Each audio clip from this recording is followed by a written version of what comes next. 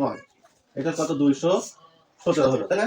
তাহলে আমরা কিভাবে বুঝবো? মনে করো এটা আমরা আগে নির্ণয় করলাম না, তাহলে কিভাবে বুঝবো যে আমাদের 3 অঙ্ক বিশিষ্ট বর্গমূল হবে? সেক্ষেত্রে আমাদের প্রথম কাজ হবে 47 0 8 9।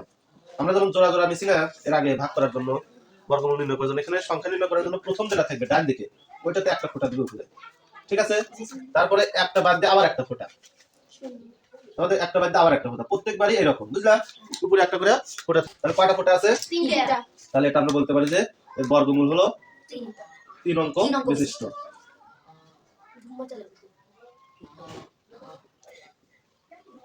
ঠিক আছে? দেখো এই 3 অঙ্ক আর এই 3 অঙ্ক, ঠিক আছে? 6।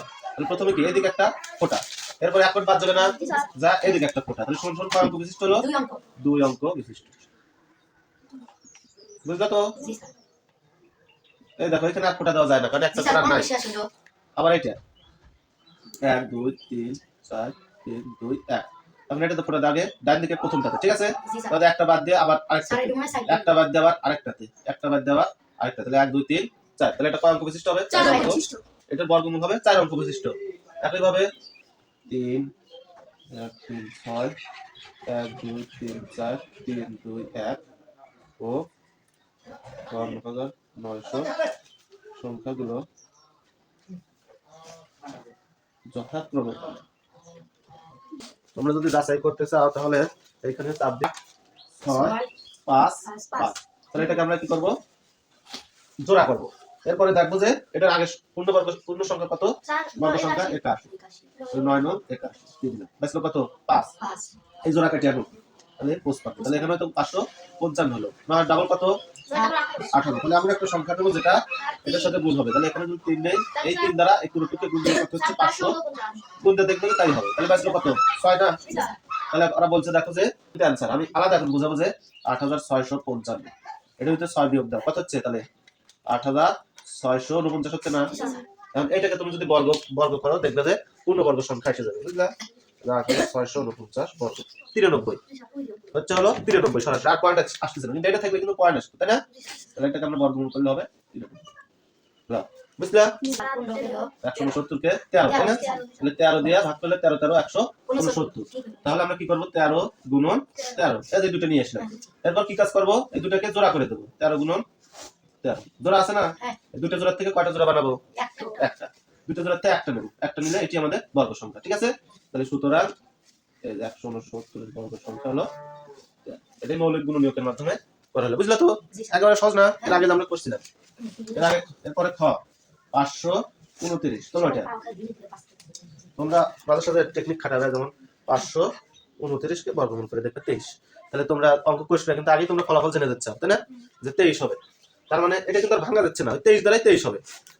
এই যেমন 13 দ্বারা 13 যাই পাশে দেখো 529। এটা যদি আমরা দশমিক করি তাহলে 23 দিয়ে 23 এর গুণ দিলে 529। এক লাইন বেশি করে দিলাম, √ 529 সমান 23। এগুলো কিন্তু আছে ওখানে, তাহলে আমরা 1900 হলো 39। আচ্ছা 39 গুণন 39 1521। তাহলে এই পাশে আসো, বুঝছো? 1521 হলো 39 দিয়া 2 ঘন্টা, 39 গুণন 39।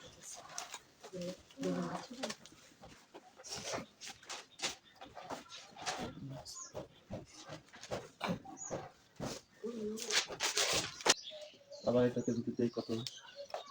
541।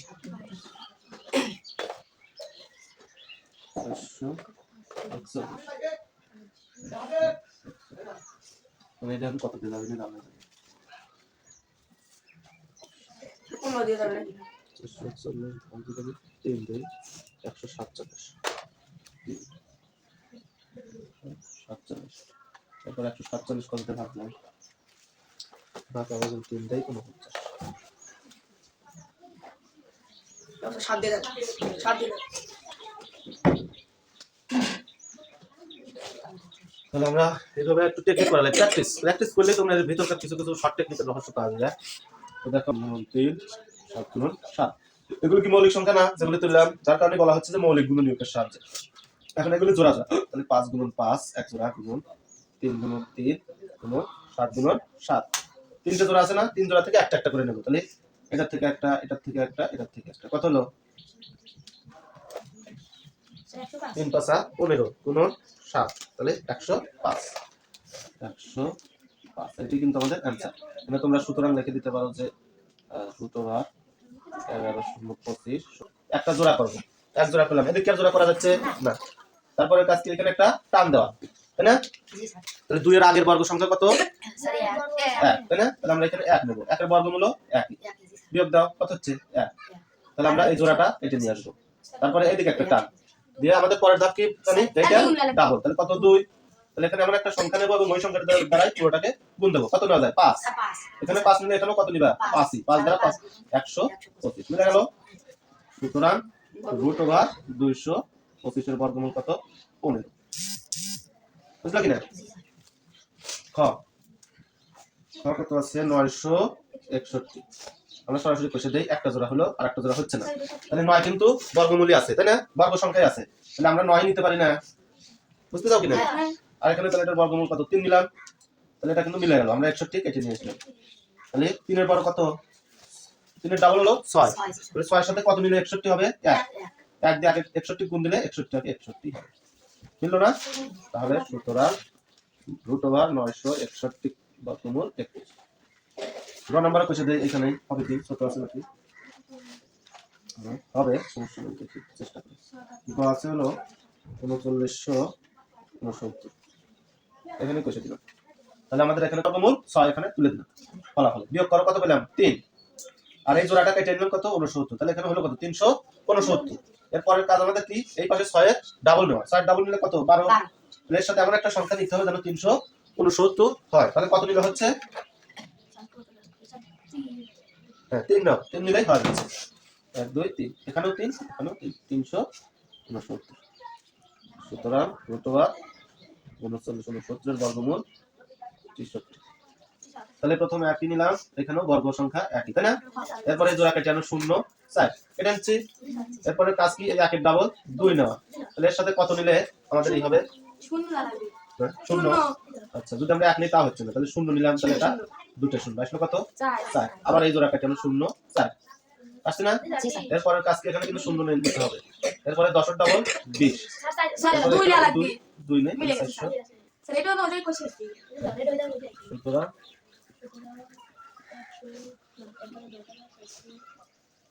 কষা ছিল, তাই না? ওই উদাহরণই ছিল।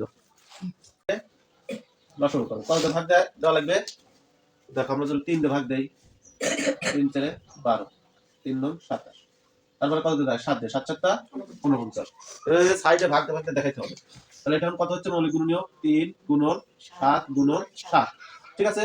তাহলে আমরা জোড়া কি এদিক থেকে যদি দুটো 7 কে একসাথে করি, 3 গুণন 7 গুণন 7, তাহলে কি হবে? কোনটা জোড়া আকারে নাই? 3 জোড়া আকারে নাই, তাই না? তাহলে আমরা এটা কিন্তু জোড়া আকারে আছে, তার মানে এই দুটোর কি গুণফল কি হবে?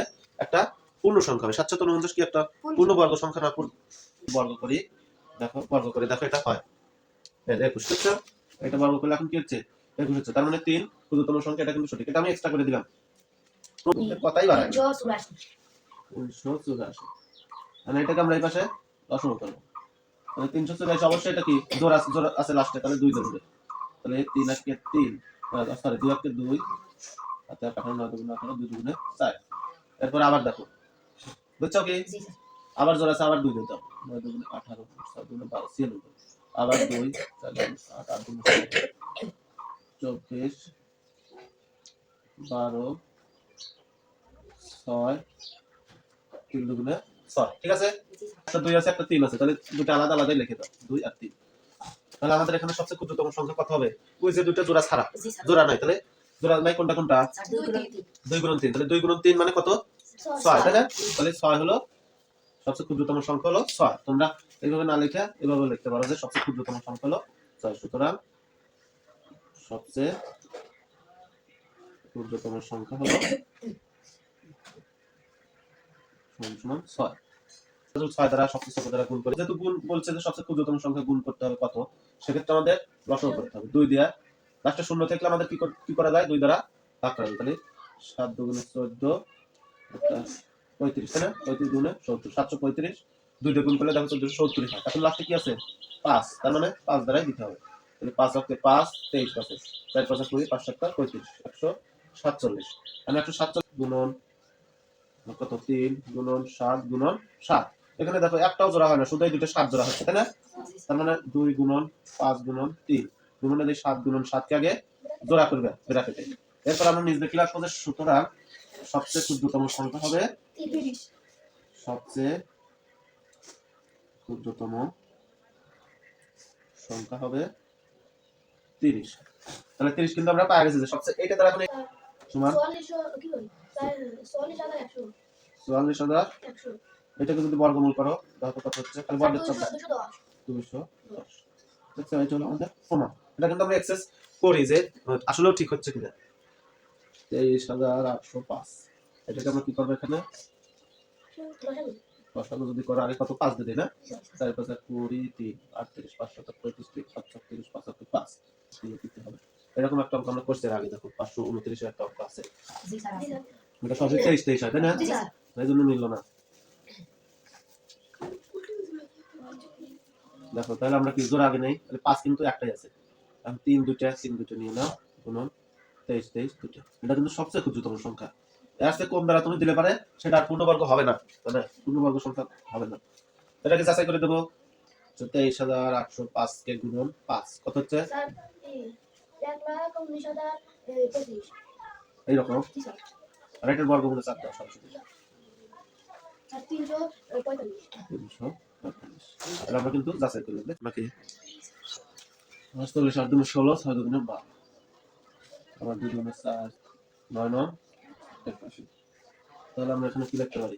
2 গুণন 2 গুণন 3 গুণন 9 গুণন 9। তাহলে আমরা কি 2 গুণন 2 গুণন 3 আলাদা থাকবে, 9 গুণন 9। তাহলে সবচেয়ে কত পূর্ণবর্গ সংখ্যা হবে? ছোট ক্ষুদ্রতম সংখ্যা 3 সমান 3। এটাই आंसर। আমরা এটা যদি দেখি, এটা কিন্তু আর এখন গুণ হবে না, এটা কি হবে? ভাগ।